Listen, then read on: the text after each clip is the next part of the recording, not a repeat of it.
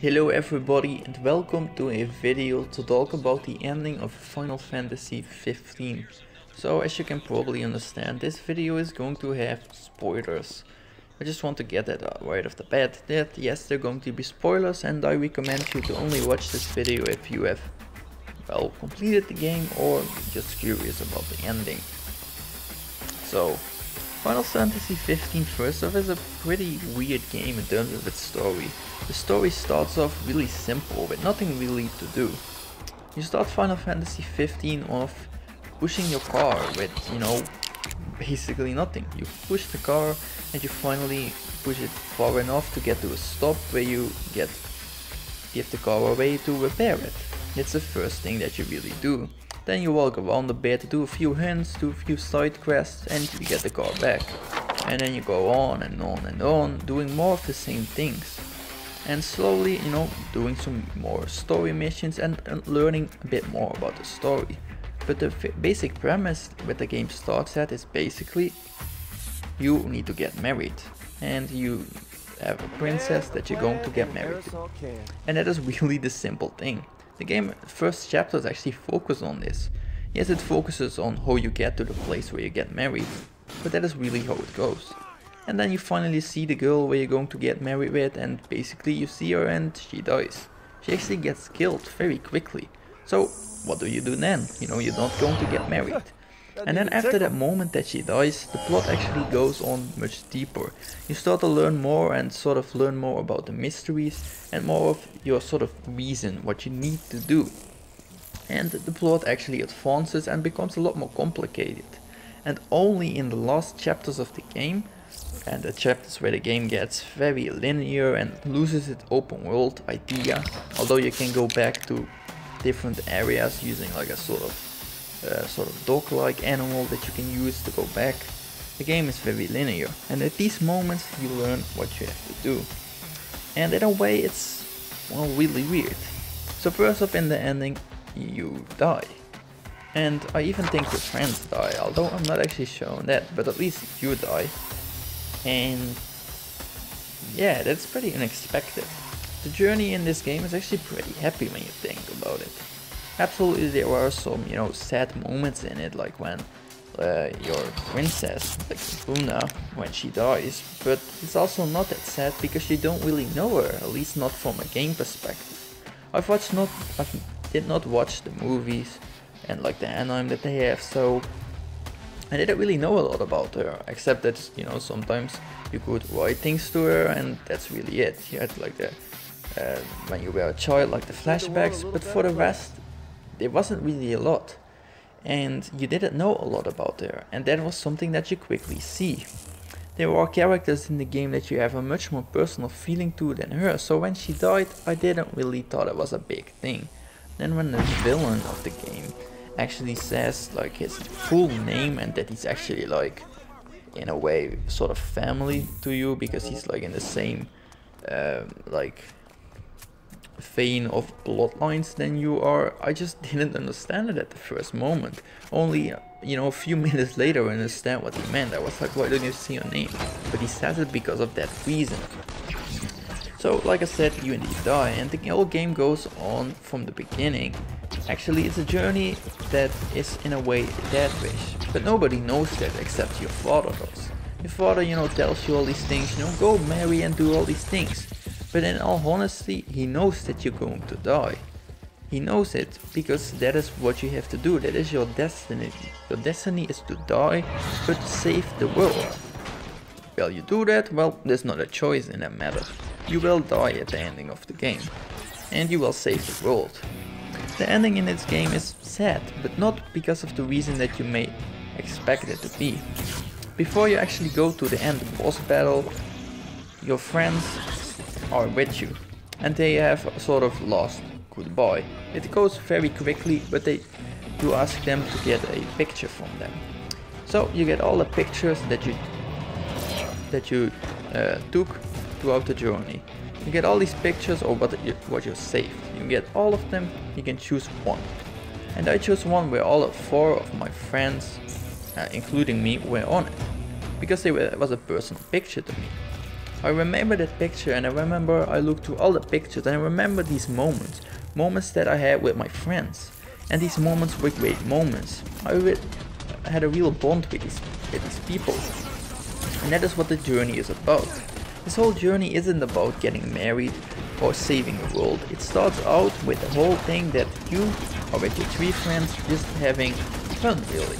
You're doing side missions with them, you're walking around, talking with them, arguing, sometimes even, having fights with them. And that is how the journey goes. It's a journey about a friendship that is very, very well done in my opinion. So I chose that picture. They even talk about it, that they chose the picture with all of them. At that moment, I didn't really expect to die at the ending. But I knew that I had to die. So, you defeat the final boss and then you die. That's it. All the sort of weapons that you collected in your bloodline actually get pushed into you and, well, you die. And that's the ending. And then after the credits you see a part at a camp. Just before you actually go to the end place, they actually had a talk about a camp. So Noctis, the character that you play as, doesn't really open up in the game. He just doesn't really know how to show his feelings. At that moment, at that camp, it's the first time where he really shows his feelings that he loves his friends. He says it and it's a sad moment. The only thing that I dislike about it is that it is shown at the ending of the game, after the ending, in the middle of the credits. It is disappointing because it doesn't really make much sense in that idea. Because they could have much better shown it earlier, when you are at Hammerhead as an example, and when you are driving to the ending of the game. They could have much better shown it at that point. Them, just having a lost thought. The weird thing with the ending is everybody just agrees with it and doesn't talk about it at all. You meet your friends and even one of your friends actually says, no greetings or no hug or something like that. Nothing. You just go to the ending and the game ends. It happens very quickly and it doesn't really happen anything between them. I mean, why not, have a lost camp and have a lost, eat something and all these things that the game has. But it's not there, and the game, it feels very weird when a game where you're doing a lot of that, things and having a lot of things with your friendship in the ending, it's not really there. And it's a big problem in my opinion, because it makes this scene very sad in a way, but it's not, because if they showed it earlier it could have been much more sadder than it is. I know it feels a scene that is a bit weird. It happens in half of the credits and it just, it shows you that they still had some feelings, but why not show it earlier when you're actually living that moment? So, in the ending and then after the real credits, you see you and Luna sitting on the throne. And he actually grabs that picture that you chose out. He grabs it and he looks at it and he seems happy. And he lives that, but he does live in the sort of afterlife with her. So in the ending way, he's dead, but he's happy with Luna. The ending for me was sad, not because of how the game made it out to be. And I mean that not in terms of its script, in that way, but more in terms of the whole journey that I had with these friends. And that is why I think it was a sad ending to me. I had a real bond with my friends and with all the characters that I played as. And even though sometimes I disliked them and sometimes I liked them, but that was a real thing how it goes with friends, Sometimes you hate their guts and sometimes you love them. And in this game I had that as well. I really cared about them, and when the ending happened I felt just sad. They all died, and why? And that was really the thing. They died and there wasn't really a reason. Yes, they died to save the world, but everything that I did before, why did I do that when they just died? Why did the father, or my father, more to say, tell me to do all these things when in the ending I was just going to die anyways? It feels very sad and in a way dickish of your father not to really tell him that he's going to die and have to sacrifice him to save the world. It's a sad way, and that is why the camp scene that happens, in the middle of the credits is sad in a way as well. I think they could have placed it at a better moment, But it's sad because you show that Noctis actually opened up just before, you know, his last moment really, the last battle. He opens up and he tells them that he loves his friends. They think that he didn't really do the journey at all.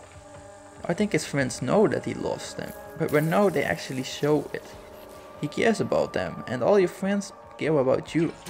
It's an important thing, and it's an important thing that you as the player will actually sort of meet as well. You will care about these people, at least I hope. If you don't, the ending isn't really that sad to you. It's a bit unexpected probably, but if you don't care about the people, the friends and you, then what is there really to sort of feel sad? I felt sad about the ending because it was weird. It was unexpected and I cared about the friends, but I also cared about Noctis himself. I cared about his character because even though I sometimes, like I said, didn't like him, I did like things about him and I played with him. I saw them change and grow and how their friendship actually got bigger as the game progressed. It's also really cool that they go in 10 years later. They look different and they just meet each other. The only thing that I felt so stupid about it was it also felt a bit rushed. So the later chapters it feel rushed anyways, that's sort of a scary chapter, so to say, and it drags on way too long. But the ending actually feels so rushed, and especially this moment. And that is a mistake in my opinion. I really think that they could have done more with the ending chapter. When, you know, everybody is older, you know, you see the kid that has grown up right now and you see all the characters that you collected for him and he gets them in the car. It's a great feeling because I felt like I really knew these people. But a lot of people you will never see. In that scene you won't see Cindy and there's not really anything to do except well progress the story further. You can't do, you know, help some few people with, you know, maybe some few runs or, you know, meet people for a real goodbye. You never have that moment.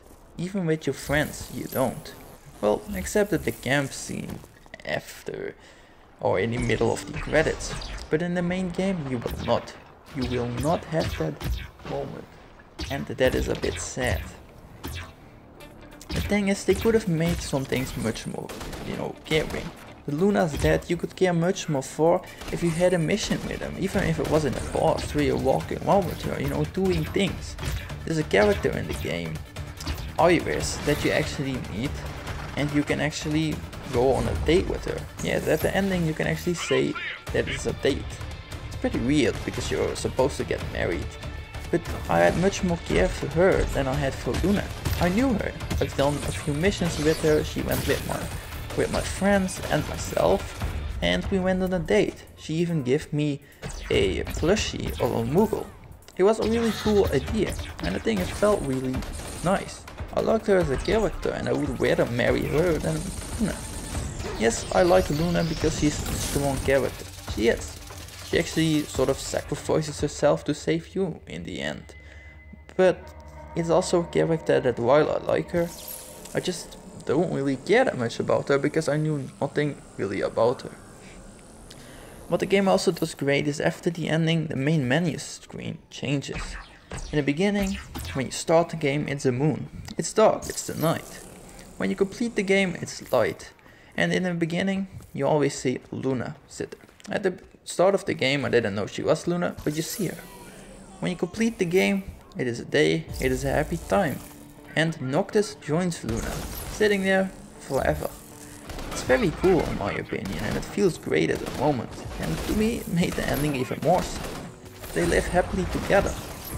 But when I load my new save, I go back before the ending, getting to the end game content of the game. And I have to say the end game content is actually really fucking good. It really is. It gives you a lot of cool features, you know. It reminded me of all the Final Fantasy titles and also gives you some of the hardest bosses. Because the main game isn't that hard, but these bosses, they are tough, I have to say you. It's a great moment when this happens and you return, well, back when you were younger, you know, just before you died really.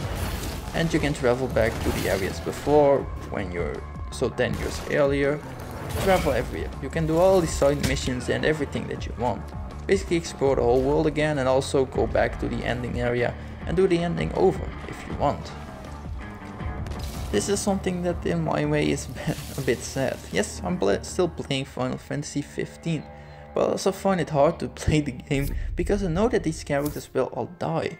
I'm doing all these things, but I can never save them. They will always die. It's a bit weird to have this for a game in my opinion. It's not the first game that I had this for, but in this game I really had a feeling for these characters. They were likable. In a way they reminded me a bit of how Mass Effect does it as an example. You begin to care for these people and like them. In this game I had that as well. The great thing is, this is an open world game in a year that open world games always were solo. And it doesn't take away that these games were bad, but a lot of them were. You were always solo, alone, maybe sometimes with a companion for a few moments, but then solo again. You were a lone wanderer in a way. But in this game you're not. Most of the time you have your friends with you.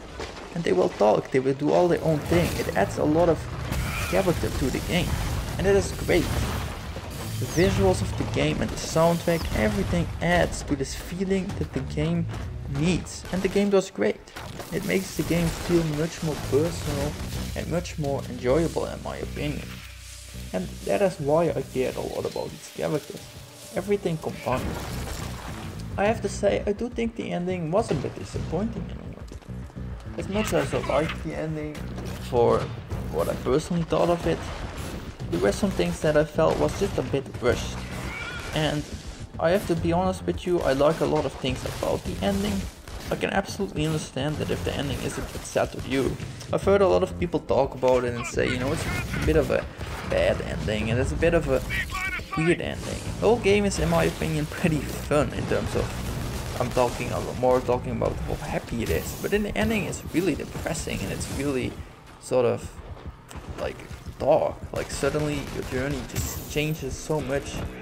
But the biggest thing is it doesn't change so much. It's just suddenly characters that you cared about are, well, killed off. And certain things are just done in a very weird way in my opinion. Because it takes such a change. It's very unexpected for me that this change happened. That it got so dark all of a sudden and that it happened. Even when Luna died, I didn't really expect her to die. Well, not as soon as that at least. I expected them to get married and maybe later she died. But not soon as I met her. It's just weird and it's something that I think is in a way done very well. But it can also take away a few things. We don't know anything about Luna. At least I did not. If you watch the movie, maybe you did. But if you just play the game and, well, it is about the game needs to give you the information that you need to care about these characters. And the game sadly didn't do it. And in that way it didn't really deliver. What I will say is that there are going to be more DLCs that you can get. If I look at the season pass for this game, I actually see the faces of the 3 of your friends. So that is maybe a hint that the DLC will focus on them. And it can actually do it in a very simple way. There are moments in the story when a character disappears. I'll actually name them just to be quick. Gladio has a section where he's gone for the story. He doesn't tell you the reason, but he does appear. Suddenly he appears back, but he's gone. There's a moment where